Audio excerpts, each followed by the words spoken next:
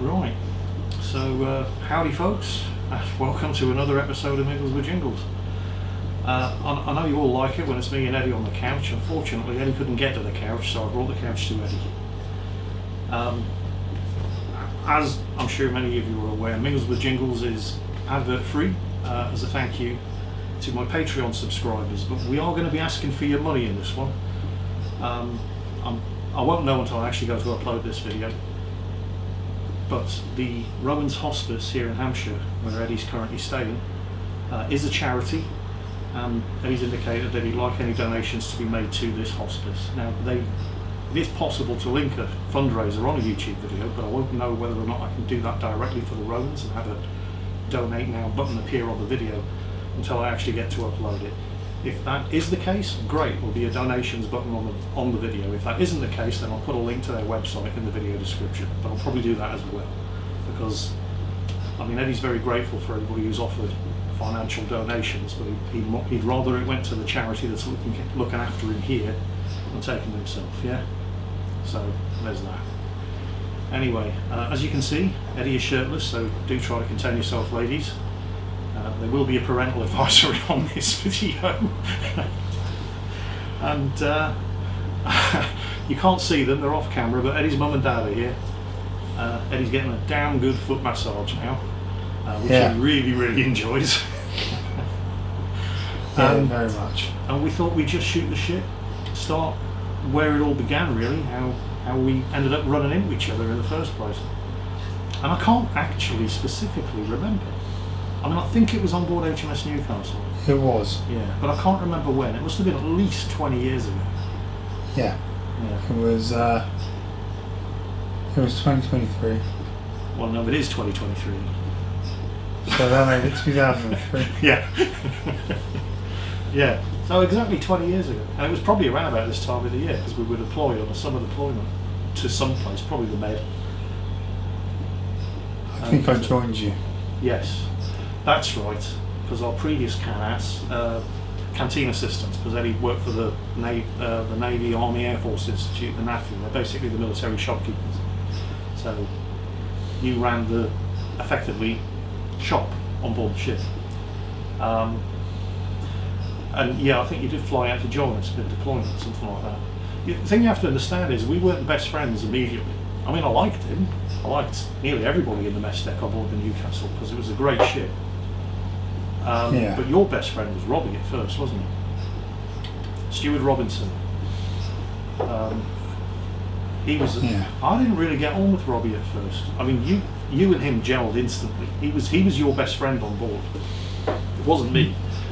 But I didn't really get on with Robbie at first because I just thought he was too aggressive. But then I got to know him better, and it wasn't that he was aggressive, he was just honest.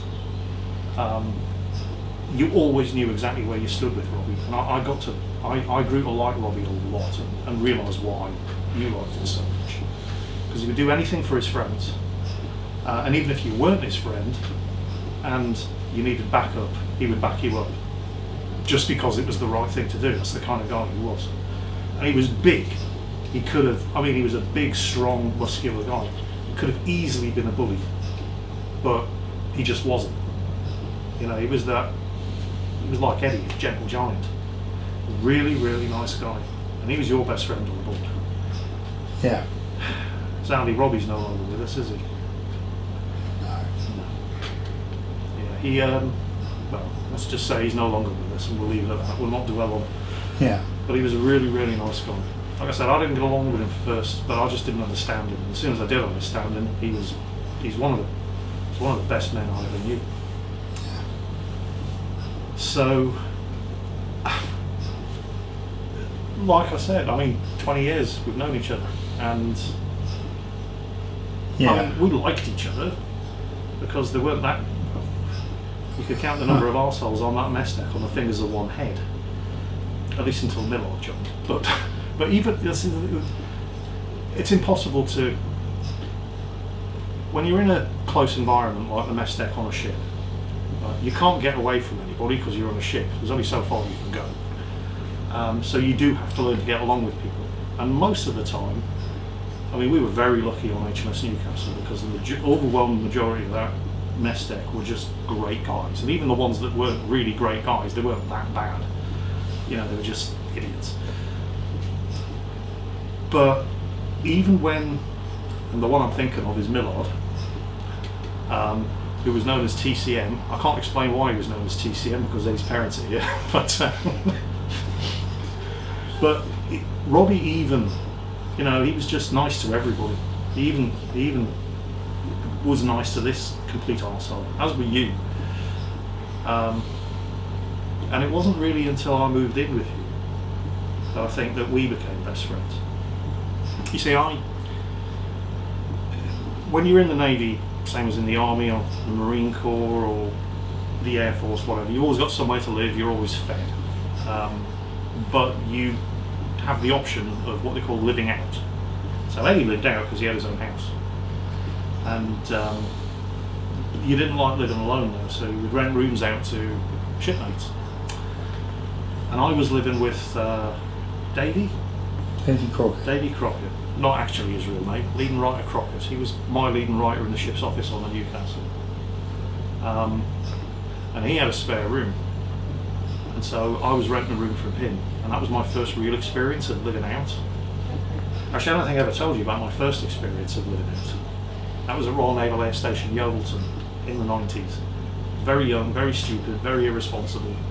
And I was basically the kind of tenant that you used to get, who was a terrible housemate to have, but not because they were malicious, just they were stupid and irresponsible. I ended up renting a room in a house with three girls from the Wrens, the Women's Royal Naval Service, that doesn't exist anymore now, they're all Royal Navy. And I was the guy who was always up making noise on the computer late at night when they were trying to sleep, because selfish and irresponsible. Who always ran out of food and ended up eating their food without asking because selfish and irresponsible. And he was always late with the rent because selfish and irresponsible. And you ended up having a couple of tenants like that. But the guy I was living with, Davey, my leading writer, he ended up getting posted to Pakistan, to the embassy, promoted to petty officer writer. So he was going to be there for years. So he ended up selling his house. But Davey was a good lad, wasn't he? Phoned me before he told you. Yeah. He tried to make sure that I had somewhere to stay before he told me that I needed to move out. So his first port call was Eddie. And of course, Eddie was like delighted. You know, a tenant who's actually going to pay his rent on time and not cause problems. So Eddie was like, yeah, happy to have it, but you were going to be away at the time when I moved in, weren't you? It's going to be deployed, yeah. Because we were on different ships at that point. But we all knew each other from the Newcastle. Eddie and Davey had stayed in touch. So Davey organised a place for me to stay, which was great of him, because that's just the kind of guy he was. Eddie was happy to have me, and I ended up, well, he was deployed, I think about 4 weeks before I moved in, you'd gone. So I got the key, Davey helped me move in, and I don't think there was actually anybody living in there at the time. I think everybody else, because there were 2 other people who were living there, both in the Navy, and I think they were both deployed at the time, or about to deploy, or about to come back from a deployment. So I moved in, had the whole place to myself, and then a couple of months later you came back. One of your existing tenants was a bit of a nightmare, not because he was malicious, but because he was stupid and irresponsible, so he never paid his rent on time, always running out of food and eating hours. But not a bad person, just, you know, a lousy housemate. And that's really where everything kicked off. That's how we really, really got to know each other. Because you can live on a mess deck with a bunch of people and you get to know them, but not, you know, I don't want to use the word intimately because that's not what I mean. But when you're sharing a house with somebody, there's always the honeymoon period at first. It's like when you get in a relationship with anybody. You know, you don't really know who that person is until you're over the honeymoon period, because they're putting their best person on for you. But I think our honeymoon period lasted 15 years. Yeah. And it's still going strong. Even though we did do things that irritated each other. I think we've actually covered this in a previous episode of Mingles with Jingles, but we've got 2 really annoying complementary character traits. If something winds me up, I will complain about it. You know, I won't let it fester. I'll bring it out into the open, but I will exaggerate. I open my mouth. I know it's a mistake to do it with Eddie, because it always ends up going wrong and I lose. But I cannot stop myself from exaggerating. If Eddie hasn't emptied the bin in a week, I'll say he hasn't emptied the bin in a month, and that is absolutely the wrong thing to do with him. Because if I'm honest and factual and say, come on Eddie, you haven't emptied the bin in a week, he'd say, yeah, fair enough, you got me. Because I've left him no wiggle room, because I'm stating facts. But the second I say, you haven't emptied the bin in like a month, Eddie thinks, right, I've got an in here. Well, actually, Jingles. And he will argue the details until he's blue in the face, rather than admit the point. And he knows he's winding me up, even as he does it, even though I know I'm signing my own death warrant by exaggerating and giving him the chance to do it in the first place. But despite that, we continue to get along. So, yeah. And 15 years later, here we are. He's looked better. Yeah, I have. Yeah. Lazy bastard, episode of Mingles with Jingles, and he couldn't even be bothered to get out of bed or put a shirt on for it. So do try to contain yourselves, ladies. We did warn you at the beginning of the video. And it is kind of warm in here, but I ain't taking my shirt off. That would be too much. There's only so much raw, naked man flesh one YouTube audience can stand. We just end up getting the video demonetised. Not that I'm monetising it anyway, so... You know what?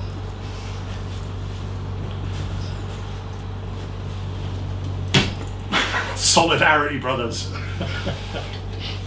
Don't worry, they've seen it before.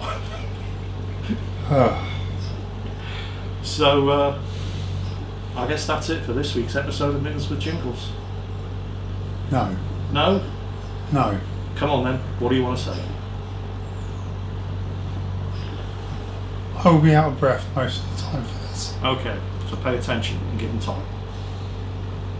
This is the old little story I want to tell. Okay, go on. One of my favourite ones is when we were at a comic book convention. Yeah. And we all went dressed as Indy. Oh, is this the Schrodinger's? Yes. Yes. Schrodinger's cat. So my version of Schrodinger's cat. Yeah, because he went as Salah from Indiana Jones. Rita was Indy. I was Henry Jones Sr. because I kind of look like him anyway. And you went as Salah, John Rhys Davies' character, because you kind of look like him anyway. Dyed my hair, dyed my beard. Everything was good. A member of the general public came up to me and asked, "Can I have a picture with you?" I said, yeah. We weren't there at the time, he was by himself. We were they'd gone off to a cash machine. And I said, "Do you want to wait for the other guys?" And they said yes. But I really only wanted a picture with you. I didn't understand this, so I said, "Why?" And said, "My godfather is John Rhys Davies. He'll be made up that you're here as him." And so I got a picture with him. And there's a picture with all of you. I mean, Salah's a minor character in the Indiana Jones. He's been in all. Well, he's been in 2 of the 3 movies that matter. But nobody goes to conventions dressed as him. You know, they always go as Indy or Henry Jones. Nobody goes as Salah that Eddie had, because you like doing them. You like portraying characters that most people probably wouldn't recognise. So when somebody came up to him and specifically wanted a picture of you and not Indy and not Henry Jones, because they were John Rhys Davies' godson, the actor who played the character you were cosplaying as, that really made you up, didn't it? So I got my picture with him. Didn't think anything of it until 2 years later. 2 years later, I'm at London Film and Comic Con, and John Rhys Davies is one of the photo guests. One of the guests. I'm like, I'd like an autograph with him, and I want to know. And then I suddenly thought, what if I ask him and it's not true? Yeah. suddenly my really good story disappears. I've got nothing. While I don't know, I don't know. Yeah, it could be true. Until you open the box and look. Until I look and see if Schrodinger's cat is alive or dead. And I love that little story. And so you didn't get his autograph. So I didn't meet him and I didn't get his autograph. And I never found out whether it was real or not. So if John Rhys Davies is watching this video, we don't want to know. We can lie if you have to and say it's true. Once I'm dead, I don't think it matters anymore. Fair enough. Okay. But for now, let's just not open the box. let's leave the box closed. Yeah. Anything else you want to say? It's been awesome doing Mingles with Jingles with you guys. We know you've all loved seeing Eddie on the couch because they're easily the most popular videos that we do. Because we don't normally in Mingles with Jingles. I just talk about whatever happened in gaming that week, which is fine. And most of you have probably heard our stories multiple times because we can't remember which ones we've told and which ones we haven't. But it's not so much the stories; it's just the two of us sitting here shooting the shit with each other that seems to resonate with the audience. So we thought we'd do it one more time while we still have the chance. I'm sure I still have other bits to spin. I have neither the energy Or the breath. or the breath or the memory to remember which ones I haven't told. So I think we're going to call it there. Thank you everybody for watching. Thank you all for your best wishes. And it's goodbye from him. Forever. Goodbye.